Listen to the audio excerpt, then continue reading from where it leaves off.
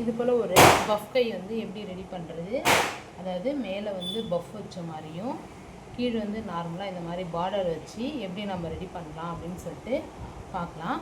First வந்து நம்ம normal puff எப்படி வைக்கிறோமோ அதே மாதிரி நம்ம ரெடி பண்ணிக்கணும்.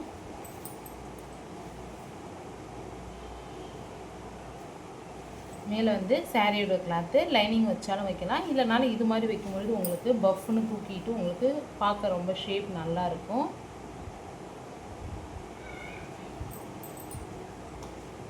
ஃபஸ்ட்டு நம்ம நார்மலான அந்த சாரியோட கிளாத்தில் இந்த பஃப்பை வந்து ரெடி பண்ணிக்கிறோம்.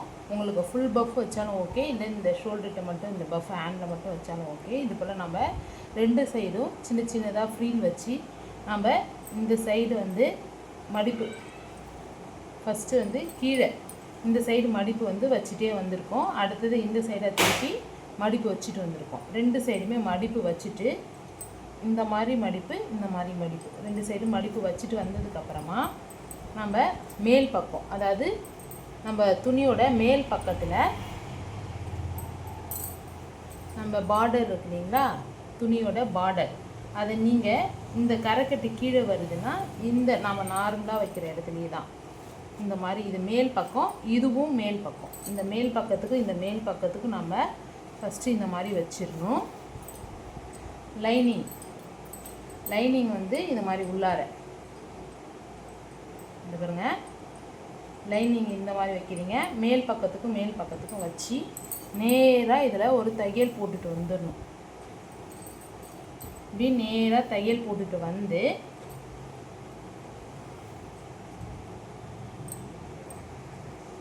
இப்படி ஃபஸ்ட்டு இதில் நேராக தையல் போட்டுட்டு இந்த கையோட பஃப்பை வந்து இப்படி கொஞ்சமாக உள்ளடக்கி இதையும் வந்து இந்த லைனிங்கில் வச்சு தையல் போட்டுருக்கணும். நம்ம இந்த மாதிரி ரெண்டு சைடுமே தையல் போட்டுட்டு எப்படின்னு பார்க்கலாம். நம்ம இது போல் வந்து நம்ம தையல் இந்த இடத்துல போட்டுட்டோம். அதாவது இந்த சைடு லைனிங்கு, அதுக்கு மேலே பஃப் கை வச்சுருக்கோம்.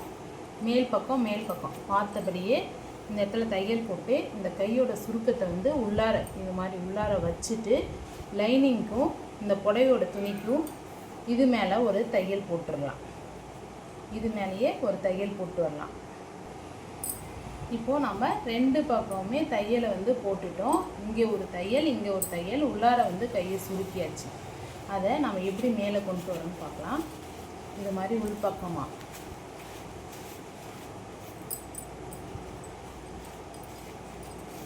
ரொம்ப ரொம்ப ஈஸியாக செய்யக்கூடிய ஒரு மெத்தட் தான் இது.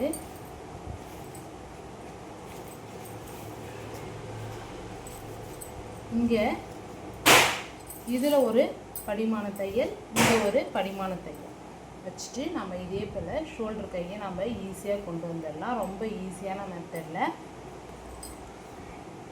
இப்போது இது போல் நம்ம படிமான தையல் போடும்பொழுது இந்த மாதிரி நமக்கு கிரிப்னஸ்ஸாக இருக்கும். அதுக்கப்புறம் நம்ம நார்மலாக எப்பயும் கையேற்றுற மாதிரியே நம்ம ப்ளவுஸில் அட்டாச் பண்ணிட வேண்டியது தான்.